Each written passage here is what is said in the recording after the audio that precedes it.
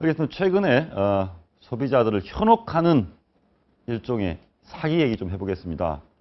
강남 오피스텔 1억 원에 두 채 이런 광고 보신 적 있습니까? 많이 보죠. 자주 보죠.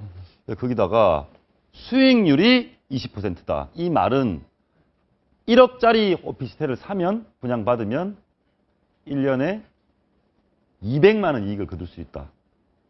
혹시 과장 광고 얘기하기 전에 이럴 수도 있습니까? 없습니다. 현재로서는 없다. 불가능합니다. 예. 예. 오피스텔이 보통 분양받으면 평균 수익률이 얼마나 됩니까? 지금은 너무 과잉이어서 5%도 받기도 힘들 겁니다. 5%도 예, 힘들다. 투자금 대비입니다. 예. 예. 수익률 20% 이거는 어떻게 이런 거짓말 하게 된 겁니까? 과장. 최대치를 가산하는 거죠. 최대치. 예. 공실도 없이 그 수익률도 이제 임대료 받는 것도 최대치를 받게 되고 대출 받는 금액도 최저치를 받게 되고 모든 것들의 극상 시나리오를 결합해 가지고 나온 건데 불가능한 얘기입니다. 불가능한 얘기다. 1억 원의 오피스텔, 서울 강남의 오피스텔 두 채는 이거 어떻게 하면 됩니까? 저것도 거짓말이 뭐냐면요. 1억은 자기 돈, 1억은 대출 받아라. 그렇기 예. 때문에 실투자금 1억. 그러니까 앞에 있는 실투자금이 빠진 겁니다. 그러니까 저 오피스텔을 담보로 잡으면 1억이 대출 가능하니까 1억 원만 있으면 두 채를 얻을 수가 있겠다. 예, 대출로 투자를 하게 되면 대출 이자를 내야 되지 않습니까? 네. 그럼 수익률이 제대로 안 나오지 않습니까? 그렇죠. 근데 이제 그 가보면은 현혹되는 게 대출 이자가 있으면 거기에 따라 임대료 받지 않습니까? 예. 두 개를 상계시켜 가지고 그래도 대출 받아도 이만큼이 납니다. 그러니까 통칭적으로는 뭐 몇 프로가 납니다. 이런 식으로 이제 말려들게 되는데 한 30분간 대화하다 보면은 투자를 할 수밖에 없게 됩니다. 웬만한 사람들은. 현혹을 하는군요. 그렇죠.